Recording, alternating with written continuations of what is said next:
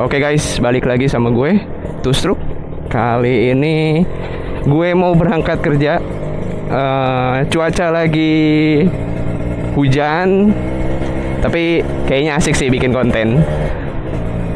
Nah, jadi sambil gue mau berangkat kerja kali ini, gue juga ada sesuatu hal nih yang pingin gue ceritain gitu terkait konten saat ini. Gue lagi pingin ngomongin terkait mengenai ban Ninja RR 2 tak. Jadi mungkin tema kali ini tuh tentang ban Ninja RR 2 tak. Nah, apa sih yang menurut gue tuh kayak penting gitu buat ngomongin ban Ninja RR 2 tak itu?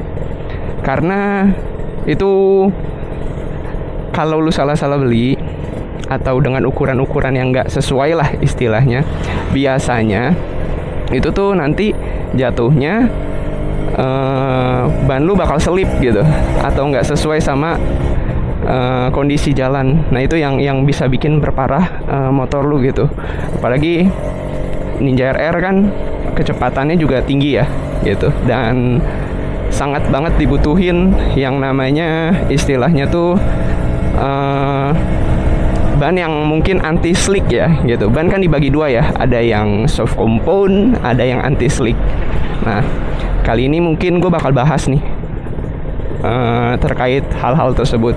Karena kan ban itu sangat cenderung kebanyakan orang pakai kalau buat harian tuh anti slick gitu. Karena kalau soft compound biasanya buat balap. Cuman beberapa kriteria tersebut kan macam-macam ya gitu. Jadi tuh kebutuhan masing-masing dari si motor tersebut juga kan berbeda-beda. Nah, hal tersebut tuh yang kadang kita sulit gitu mau beli yang mana. Karena terkadang kita suka mikir gitu, beli ban ini lebih bagus atau beli ban ini lebih oke gitu. Padahal kenyataannya belum tentu itu yang terbaik gitu. Karena kan kalau kita ngomongin ban, apalagi kalau yang udah bannya itu sering banget ya kita pakai buat harian, justru memang perlu banget kondisinya si ban itu kita tahu dulu gitu.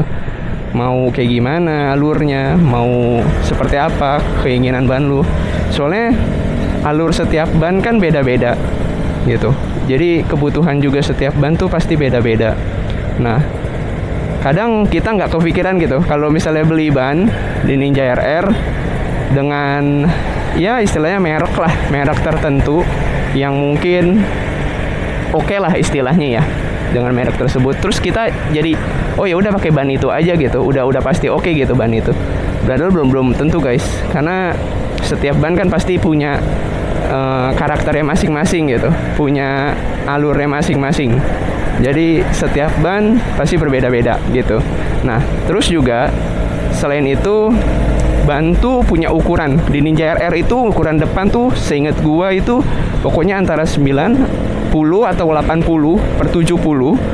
Terus satu lagi itu ukurannya mungkin ke arah 110 atau 120 untuk yang belakang.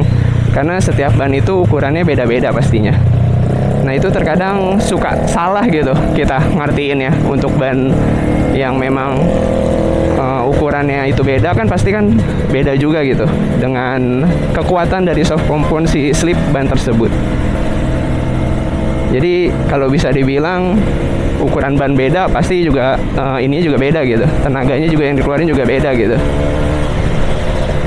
Nah, itu tuh kadang kita suka nggak ngeh di situ, dan terkadang ya udah pakai aja gitu bannya. Nah, mungkin gue bakal istilahnya kasih contoh spesifikasi kali ya ban yang ukuran yang tadi gue sempat bilang 90/80 sama untuk yang 70-nya itu. Karena setiap ban kan pasti punya beda ini ya, beda ukuran ya gitu. Dan juga selain ukuran ban yang berbeda, itu juga pasti merek ataupun karakter si ban juga pasti macam-macam gitu. Ada yang mungkin bannya dia milih yang soft compound, ada yang mungkin anti slick, kan itu berbeda-beda detailnya kayak gitu. Jadi setiap ban tuh punya ininya sendiri lah istilahnya, kayak spesifikasinya sendiri. Terus juga kalau udah untuk urusan ban, biasanya itu tuh gue pasti bakal kayak menyarani ada 3 merek biasanya. Nah, untuk mereknya yang gue ambil itu biasanya itu ada di Aspira, terus ada di IRC, sama ada di ini ya, yang Corsa, ataupun itu tipenya sih, mereknya gue gagal lupa, pokoknya tipenya yang Corsa. Mungkin detailnya kayak gini. Nah, setiap detail itu pasti beda kan. Itu tuh yang berbuat jadi beda, tipe beda, pasti juga istilahnya ininya juga beda, alur motornya kayak gitu.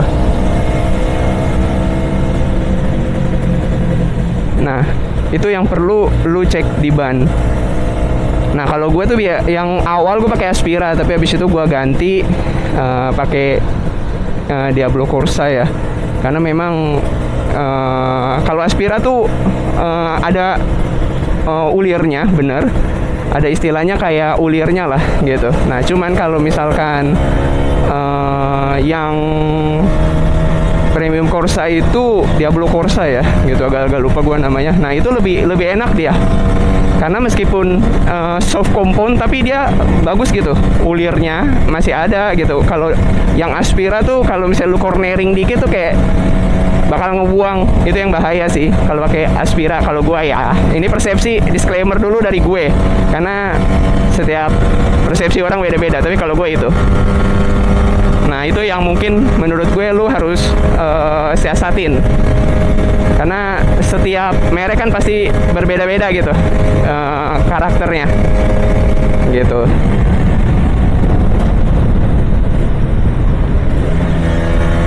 Nah, terus juga nggak hanya di merek, pasti di budget. Setahu gue Aspira masih lebih murah dibandingin dengan IRC, terus dibandingin dengan yang Diablo Corsa itu, karena lebih mahal pokoknya yang Diablo Corsa. Gue lupa namanya, anjir nggak inget, pokoknya itu deh tadi yang keterangannya.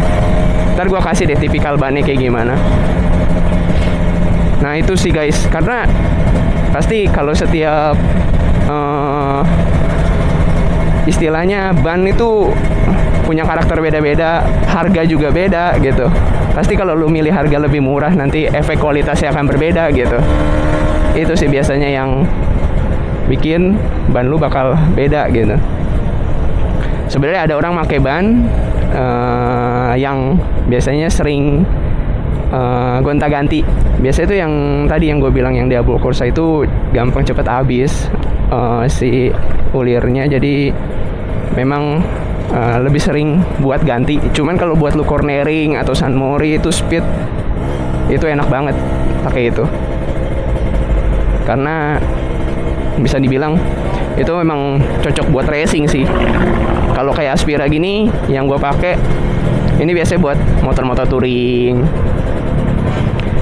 terus juga buat motor-motor, istilahnya motor-motor yang memang keadaannya bukan buat yang buat ngebut lah istilahnya, beda lah.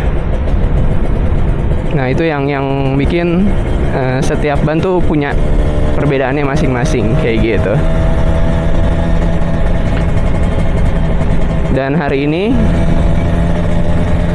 gua melewati hujan dan melewati mendung lagi. Cuaca Tangerang lagi aneh sekarang. Tapi it's okay, tetap konten. Tetap apapun kata netizen, gua tetap konten, nggak ada salahnya. Ya. Banyak juga perdebatan kemarin, sempat gua cek itu terkait oli samping ya, rame ya. Tapi it's okay. Gua seneng rame kayak gitu, punya pembahasan sendiri-sendiri, punya persepsi sendiri-sendiri. Thank you banget yang udah komen, gua appreciate banget. ya jadi pembelajaran, jadi masukan juga. Tapi so far ya kita juga butuh respon dari orang-orang kan gitu. Makanya thank you banget. Gue bilang thank you banget buat semua yang udah komen. Itu asik sih menurut gue. Yang mungkin belum komen bisa ikut komen juga, karena komen itu gratis guys, nggak bayar, tinggal komen aja. Lu bisa ngasih saran, lu bisa ngasih masukan, lumayan kan informasi buat yang lain gitu, kayak gitu. Oke, tadi intermezzo sedikit ya terkait ini apa namanya YouTube gue. Mungkin gue lanjut lagi ya. Jadi itu guys terkait buat alur ban ya gitu, ataupun istilahnya pembelian ban luar kalau buat motor Ninja RR. Yang pastinya ban Ninja RR tubeless ya, setahu gue ya gitu. Yang gue pakai juga tubeless soalnya, nggak berubah gitu. Nah, terus selain itu juga mungkin lu bisa cari nih toko yang mungkin terpercaya ya. Harga list yang gue kasih tadi itu setiap ini pasti beda-beda gitu. Setiap toko pasti beda-beda karena punya list sendiri-sendiri, harga sendiri-sendiri, per daerah juga beda. Jadi itu belum tentu harganya murah gitu di situ, belum tentu di tempat lu juga murah gitu. Kayak gitu sih guys. Belum juga termasuk pajak ya gitu, karena ya pasti ada pajak gitu, karena setiap ini pasti beda-beda ya gitu.